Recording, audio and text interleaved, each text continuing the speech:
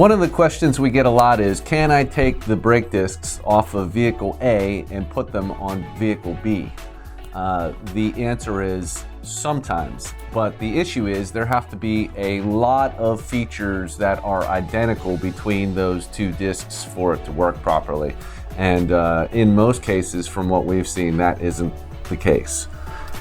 This happens a lot when someone wants to move from a smaller disc to a larger disc, or maybe from a one-piece OEM style disc to a two-piece floating disc. So today we're going to take a look at all of the features of two discs that would need to be identical for one to work in place of the other.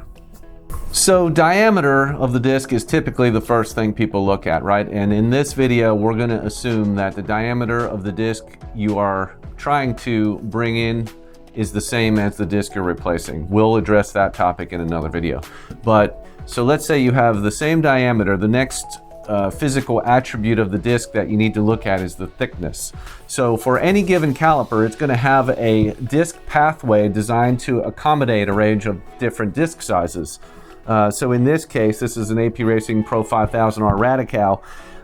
It accepts discs ranging from 32 millimeter to 36 millimeters in thickness. So this is their disc pathway, and the disc sits inside of there. The pads go here and press against the disc. So if we look at this diagram,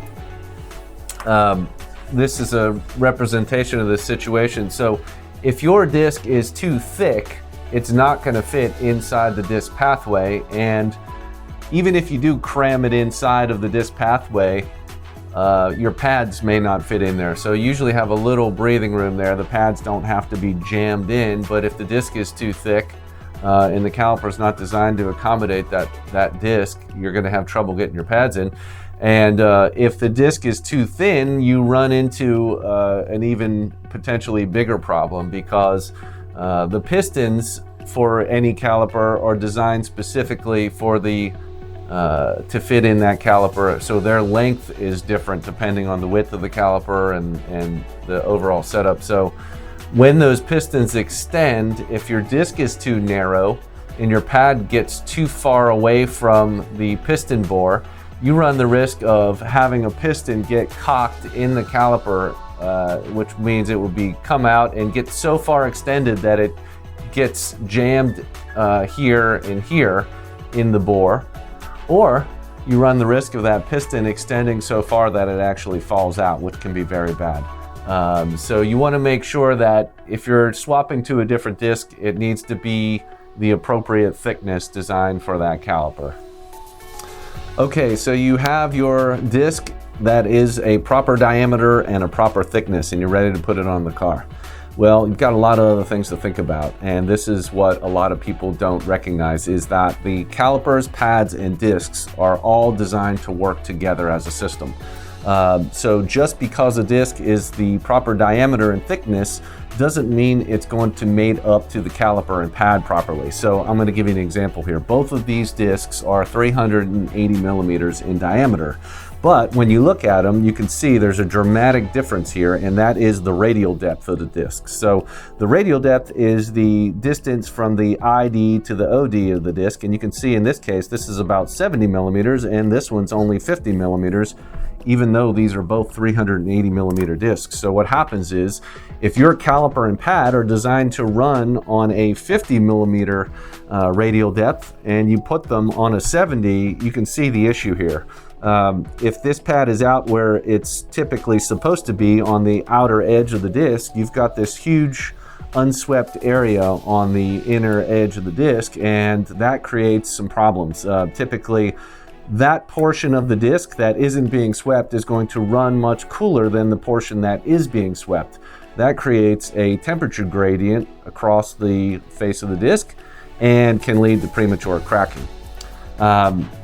Now, conversely, if you take a pad with a 70 millimeter radial depth and you try to put it on a disc that is only 50 millimeter radial depth, you've got other issues. Typically, you're going to locate this pad on the outer edge of the disc, and you've got all this overhang on the underside of the pad, and what happens there is that's going to get into your disc hat, and it just won't work.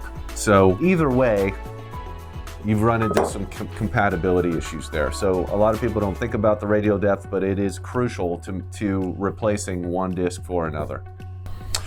Okay, the next item that you have to look at is offset. So offset's going to determine where the disc sits relative to the caliper when it's installed on the car. So you slide the disc onto the car, and in this case, this is a Porsche 991 GT3. It has a very tall hat on it. So when you slide it on, the disc is going to sit quite a ways inboard. If you compare that to a different disc hat for another application, you can see that this one's not nearly as thick, right? So the disc is not going to sit nearly as far inboard. So whenever you're trying to determine whether this disc can fit properly, offset's crucial because it's going to determine whether or not the disc sits in the proper location relative to the caliper, since the caliper is in a fixed position. So very critical. Even if it's off by a couple millimeters, that's going to impact your pad fitment, right? So if the disc is sitting just a little, if this is your disc pathway and the disc is sitting just a little inboard, you're not going to have any space over here to put your pads. You also run in the risk of having contact between the disc and the caliper body, which can get extremely ugly. So offset's extremely important when trying to fit a different disc on your car. Okay, so we've covered disc diameter, thickness, and radial depth and offset. One other factor that's pretty important is whether or not the disc will actually slip over your wheel studs or allow enough room for your wheel bolts, thank you German manufacturers, to fit through the holes in the hat. So we see this a lot on, a good example would be like an E90 M3. You know, you have wheel bolts, but you really wanted a stud kit, and you buy an aftermarket wheel stud kit, which has a different diameter than the wheel bolts, the original OEM wheel bolts. So what happens is, if the holes that slip over those studs are too tight, and sometimes the stud will have a shoulder down at the bottom, the hat does not slide all the way on to over the stud and make proper engagement on the hub face. And so what happens is you've got a little gap between the hub and the backside of the disc hat. And sometimes, if that's not flush, you're going to get a little crooked angle on there, and that's going to lead to a whole bunch of potential problems. So you can have, at minimum, uneven pad wear. The pads are going to taper because the disc isn't running true, and in the worst case, you're gonna load that up in a way that it wasn't supposed to be loaded. You can have caliper to disc contact, you can damage the studs, you can have a whole bunch of problems there. So it's crucial that those holes are the perfect size to fit over the wheel studs that you are using. One of the other dimensions that has to be just right when trying to fit a disc on the car is the pitch circle diameter, which is referred to commonly as PCD. And what that is the distance from the center of the holes on the opposite side of the disc. So that would be from here over to here. That distance is your PCD. And that determines whether the disc is actually going to fit on there properly. So we've had people try to jam them on, use a BFH to slam the disc on there and say it's good enough, but that's going to lead to a whole bunch of problems. So you want to make sure that precise measurement is correct in order for the disc to fit properly. Another important area where PCD comes into play is on your hat attachment points. So on a two-piece floating disc like this one, your PCD has to be precise from this point to this point on the opposite side of the disc, because what happens is, on a two-piece floating disc, we have these little bobbins, and the disc floats on that bobbin. It slides on that channel. As the disc grows and expands, it just slides outward on that bobbin. And that prevents tension on the disc and prevents cracking.